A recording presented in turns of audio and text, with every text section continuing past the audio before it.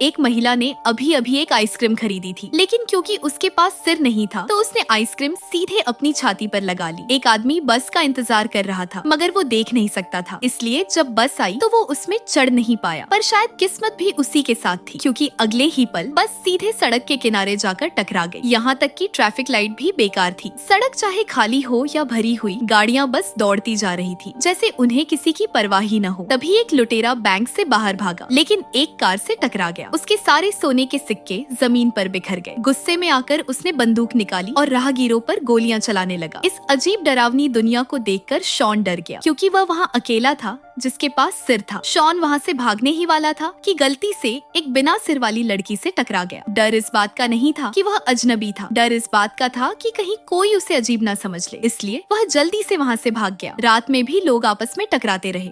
ये सब देखकर शॉन को लगने लगा कि वह इस दुनिया में फिट नहीं बैठता। अगले दिन शॉन फिर उसी लड़की से मिला, लेकिन इस बार उसने दूरी नहीं बनाई, बल्कि उसका हाथ थाम लिया। वे दोनों साथ में फिल्म देखने गए और एक बड़ा पॉपकॉर्न बकेट खरीदा। सिर नहीं था, फिर भी वो अपने गले में पॉपकॉर्न डालकर खाने की कोशिश कर रही थी। शॉन ने प्यार जताने के लिए उसके लिए फूल खरीदे। वे दोनों पार्क गए और एक बेंच पर बैठकर बातें करने लगे, लेकिन तभी लड़की ने शॉन के सिर को छू लिया। वो डर गई, घबरा गई, उसने फूल फेंके और भाग गई, जैसे उसने कोई राक्षस देख लिया हो। ये सब देखकर शॉन के मन में एक डरावना ख्याल आया। घर पहुँचते ही उसने एक सिर काटने वाली मशीन निकाली और बिना हिचकिचाए उसने अपना सिर काट दिया। अब शॉन अजनबी नहीं था, वह लड़खड़ाता हुआ घर से बाहर निकला और उस लड़की की ओर बढ़ने लगा, मगर सिर न होने के कारण वह रास्ते में गिर पड़ा। धुंधली आंखों से उसने एक छड़ी उठाई और उसका सहारा लिया। न जाने कितना समय बीता, लेकिन आखिरकार वो सड़क के किनारे उस लड़की से मिल ही गया। जैसे ही वे आमने सामने आए, लड़की ने शॉन के सिर को छू कर देखा, और जब उसे यकीन हो गया कि अब शॉन भी उसी की तरह सिर विहीन है, तब जाकर उसने शॉन को गले से लगा लिया।